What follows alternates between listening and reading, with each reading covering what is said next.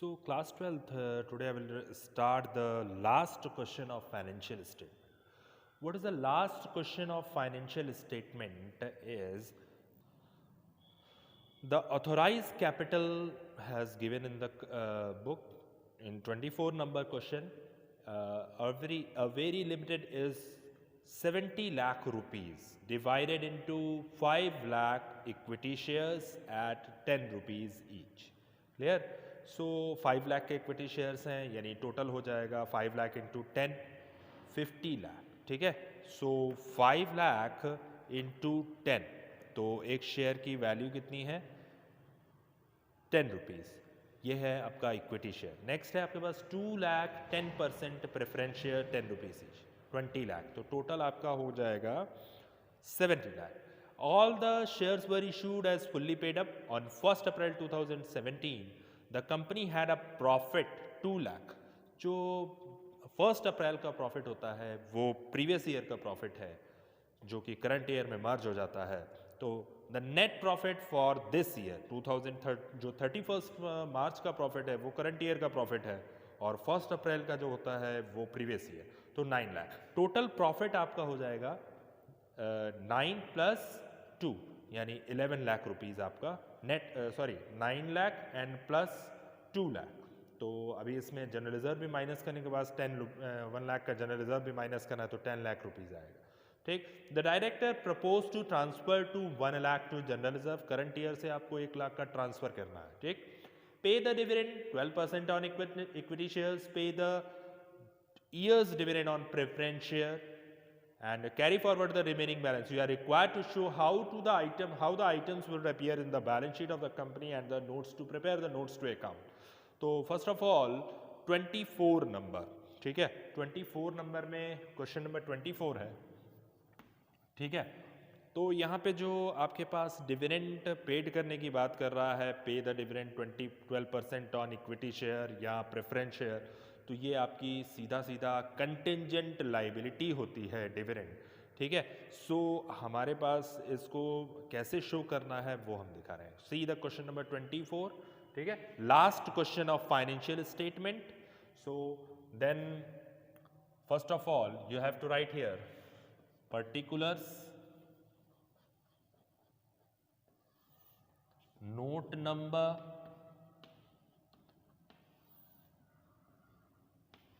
Amount या rupees. ठीक है. Balance sheet as at 31 March जो ईयर दिया है उसको डाल दीजिएगा. नेक्स्ट फर्स्ट है हमारा इक्विटी. हेडिंग जो होती है सबसे पहली हेडिंग इक्विटी एंड लाइबिलिटी. ठीक है. पूरा राइट कर लेना. फिर उसके बाद नेक्स्ट आता है शेयर होल्डर फंड. ठीक. Shareholder fund. नेक्स्ट है हमारे पास A share capital and B reserve and surplus. ठीक है. Reserve and surplus. नेक्स्ट हमारे पास है नोट्स टू अकाउंट. पहले हम लोग प्रिपेयर कर लेते हैं how to create the notes to account. ठीक है. सबसे इंपॉर्टेंट पार्ट है नोट्स टू अकाउंट. अगर क्लियर हो गया तो बैलेंस शीट की फिगर भरना बहुत आसान है. ठीक. So first of all we have to prepare notes to account. Share capital you know very well. Share capital. तो शेयर कैपिटल में क्या क्या आता है. पहली है ऑथोराइज्ड. ठीक है. दूसरा है इश्यूड. तीसरा है सब्सक्राइब्ड. ठीक है. इसके बाद का पार्ट आता है जो वो है रिजर्व एंड सरप्लस. ठीक. So reserve and surplus second point आपका जो है वो रिजर्व एंड सरप्लस है.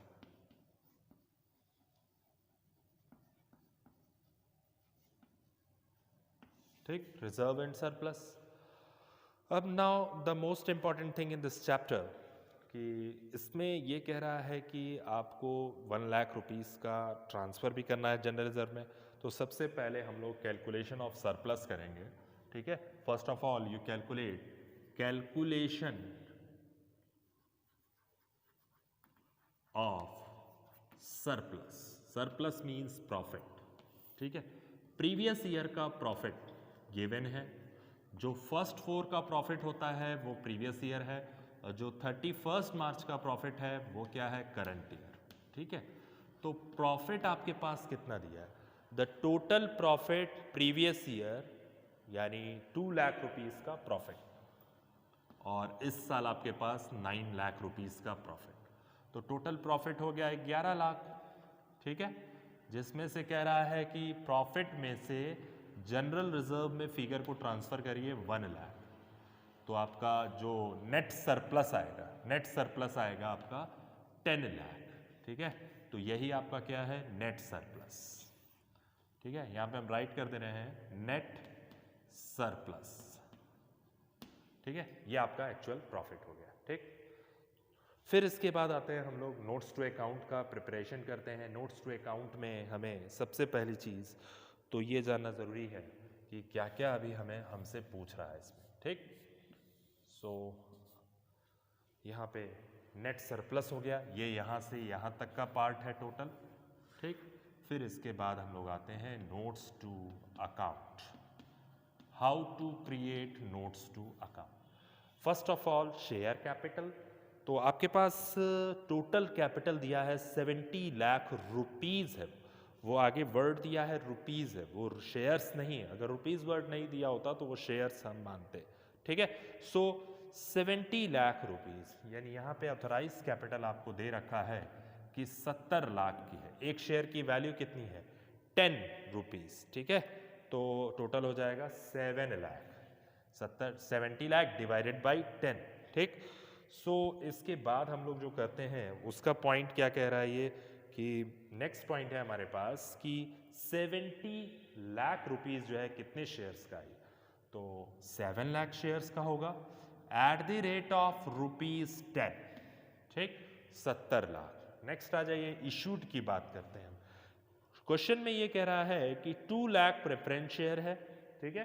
सो 2 लाख प्रेफरेंस शेयर आपके हो जाएंगे एट द रेट ऑफ 10 यानी 20 लाख, ठीक, इक्वल टू, और यहाँ पे कह रहा है 2 लाख, तो वो हो गया। अब हमारे पास इक्विटी शेयर की बात है और 5 लाख आपका इक्विटी शेयर है, 2 लाख प्रेफरेंस शेयर, तो यहाँ पे आप ये प्रेफरेंस शेयर है और इक्विटी शेयर आपके पास जो दे रहा है वो कह रहा है 5 lakh at the rate of ₹10, तो कितना हो गया 50 लाख, ठीक।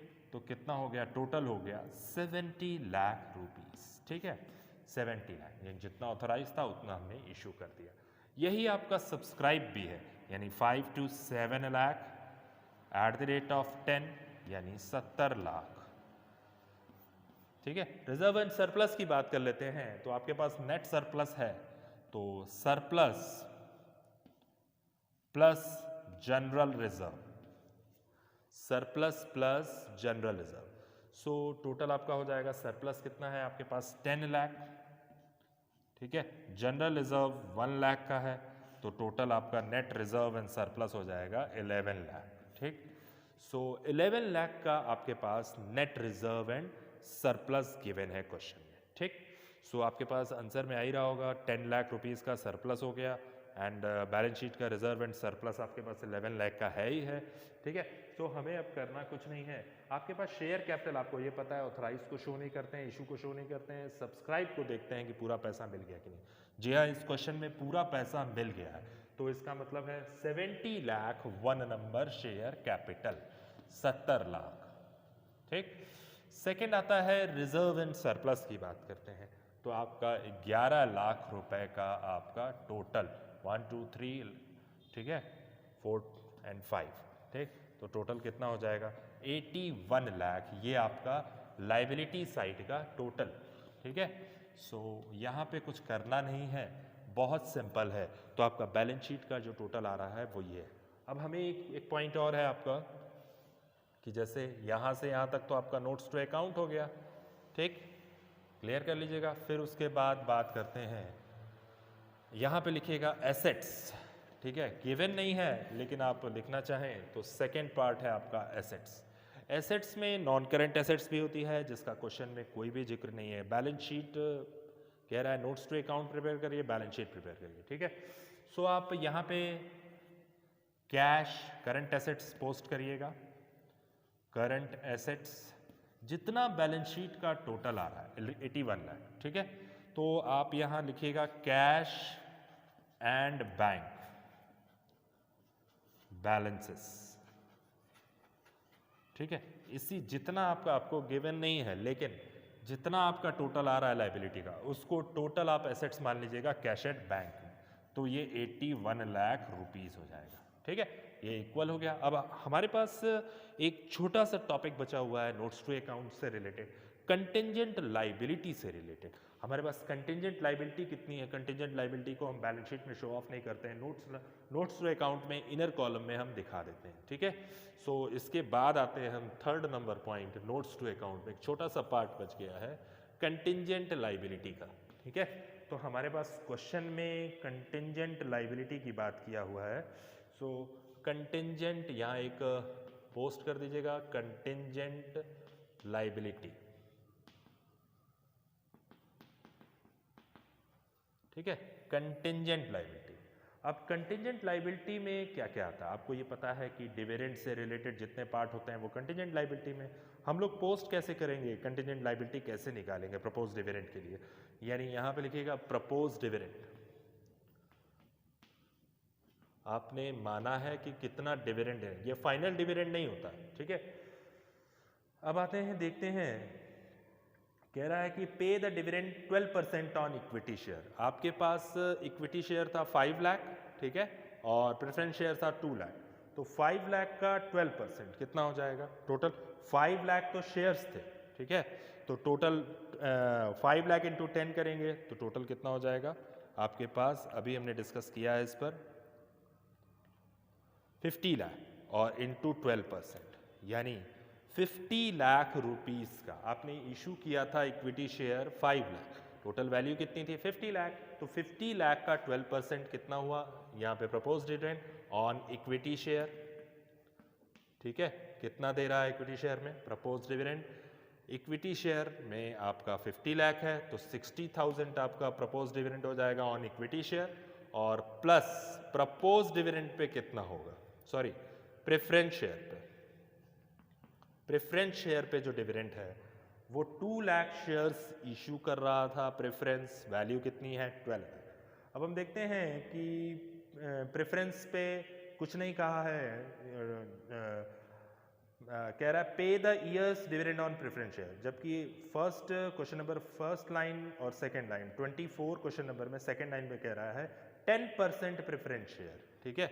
सो वो 10% क्या है, 20 लाख का कितना परसेंट, 10%, ठीक है। सो आपका आ जाएगा यहाँ पे टोटल जो कंटिंजेंट लायबिलिटी, ठीक है। सो यहाँ पे 60,000 6 लाख रुपीस का ये हो जाएगा, 50 लाख इंटू 12%, 6 लाख, और प्रेफरेंस शेयर का 20 लाख इंटू 10%, 2 लाख रुपीस, यानी इनर कॉलम में आपको बाहर नहीं दिखाना है, यहीं पे पोस्ट करके दिखा दीजिएगा, ठीक है, 8 लाख रुपीज 8 लाख, ठीक। यही आपकी कंटिंजेंट लायबिलिटी है जो केवल नोट्स टू अकाउंट में शो ऑफ के लिए होती है, बाकी बैलेंस शीट में इसका कोई रोल नहीं है, केवल शो ऑफ करके हमें दिखा देना है, ठीक है। सो आज का ये हमारा चैप्टर खत्म हुआ और ये बहुत बड़ा टॉपिक था फाइनेंशियल स्टेटमेंट, हमने पूरी तरीके से ख़त्म कर दिया, और इसमें सारे आप जो है इलस्ट्रेशंस में जितने भी क्वेश्चंस हैं आप अच्छे तरीके से देख लीजिएगा, जहाँ ISC लिखा है उसको देख लीजिएगा, और सारे क्वेश्चंस हमने लगभग लगवा दिए हैं। 18 से स्टार्ट किया था, 18, 20, 21, 22, 23, 24, ये सारी चीज़ें हमने लगवा दी हैं, ठीक है। सो today I will start the new topic regarding comparative statement balance sheet. Thank you.